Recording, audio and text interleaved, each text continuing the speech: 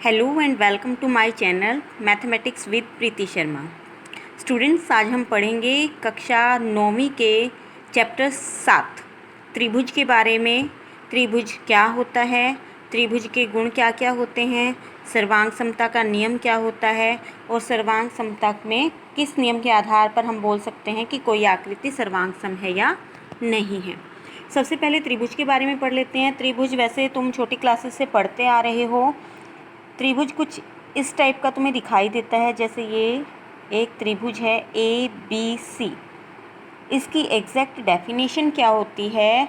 3 प्रतिच्छेदी रेखाओं द्वारा बनी गई 3 प्रतिच्छेदी रेखाओं द्वारा बनाई गई बंद आकृति को त्रिभुज कहा जाता है। 3 प्रतिच्छेदी रेखाओं द्वारा बनाई गई बंद आकृति को त्रिभुज कहा जाता है। जैसे इस चित्र में ABC एक त्रिभुज है। इस त्रिभुज की 3 भुजाएं होती हैं, क्योंकि देखो त्रि का मतलब क्या हुआ? 3, भुज का मतलब साइड्स यानी कि भुजाएं। तो एक त्रिभुज की 3 भुजाएं होती हैं, 3 कोण होते हैं, इसलिए इसे त्रिकोण या त्रिकोण भी कहा जाता है। और इसके 3 वर्टिसेस यानी कि 3 शीर्ष भी होते हैं।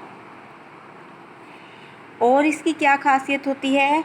इसके तीनों कोणों का जो जोड़ है, योग है, वो 180 होता है। ठीक है। और बाह्य कोणों का जो जोड़ है वो 360 होता है। वो त्रिभुज के लिए भी है, चतुर्भुज के लिए भी है। हर पॉलिनोमियल के लिए बाहरी कोणों का जोड़ 360 होता है और त्रिभुज के अंदर वाले कोणों का जो जोड़ है वो 180 डिग्री होता है। इसका प्रूफ भी मैं तुम्हें करवाऊंगी, पर फिलहाल के लिए आगे चलते हैं। अगला हमारा जो टॉपिक आता है वो है सर्वांग समता। देखो बच्चों, सर्वांग समता में 3 वर्ड हैं। सर्व मीन्स सभी, अंग मीन्स भाग, सम मीन्स समान। एक ऐसी आकृति जिसके सभी भाग समान हों। अब इसमें अंग का मतलब कोई हमारी आकृतियों के हाथ पैर नहीं होते। इनकी जो भुजाएं हैं, इनके जो कोण हैं, वही इनके अंग होते हैं। यानी एक सर्वांग सम आकृति के अंदर सभी भुजाएं, सभी कोण, सब कुछ बराबर होता है। जिसके सारे अंग समान हो वो सर्वांग सम होती है। ठीक है। उदाहरण के लिए अगर मैं एक सर्कल लेती हूँ, एक वृत्त लेती हूँ जिसकी त्रिज्या 3 सेंटीमीटर है, और एक और सर्कल लेती हूँ जिसकी फिर से त्रिज्या 3 सेंटीमीटर है।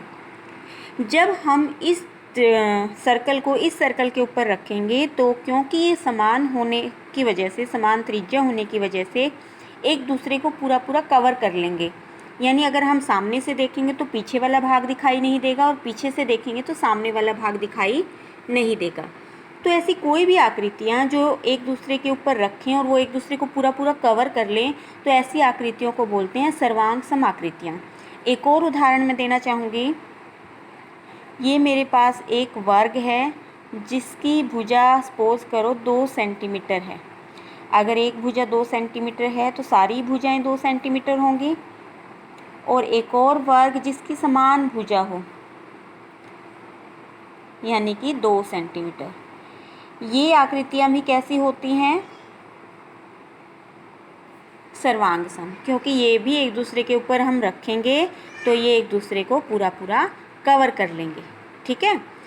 अब देखो सर्वांग समता के नियम। अगर कोई भी 2 त्रिभुज है, ये हमारे पास 2 त्रिभुज हैं,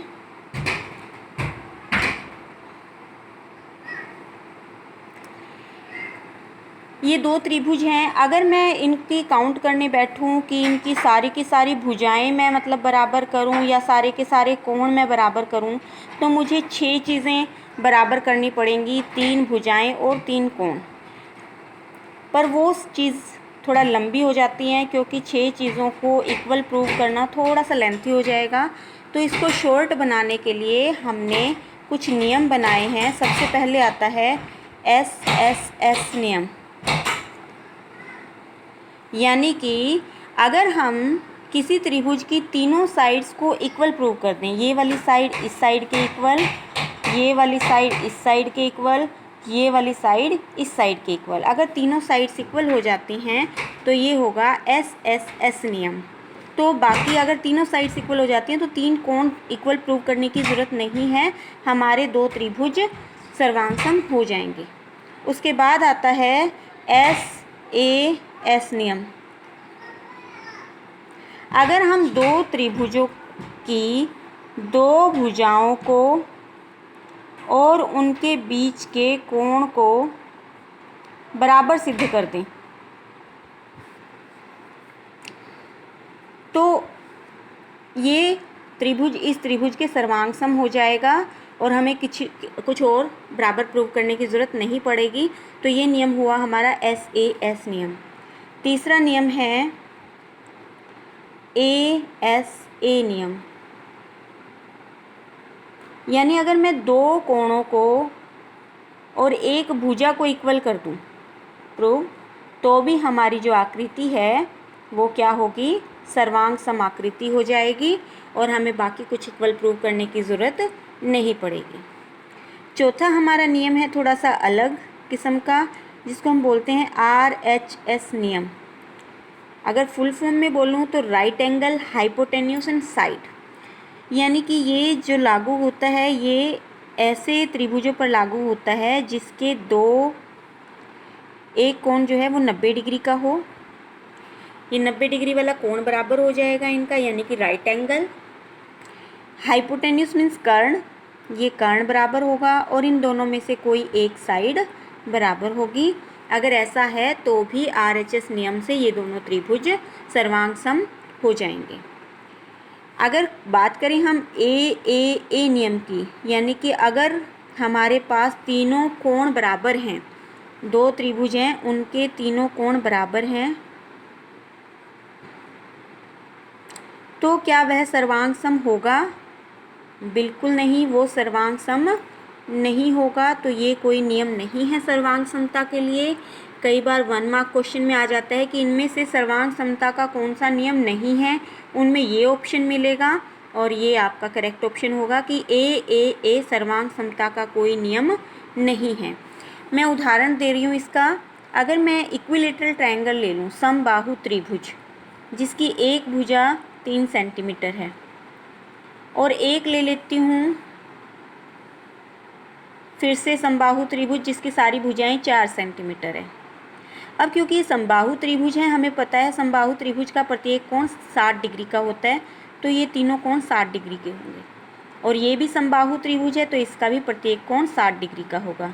लेकिन क्या ये एक दूसरे के बराबर हैं? साफ साफ दिख रहा है कि ये एक दूसरे के बराबर नहीं है, इनके सभी अंग समान नहीं हैं, तो ये सर्वांगसम नहीं है। तो आज हमने पढ़ा सर्वांग समता के नियम के बारे में। अगर आपको समझ आया है और वीडियो पसंद आई है तो लाइक कीजिएगा, वीडियो को शेयर करें और चैनल को सब्सक्राइब करें। Thank you very much.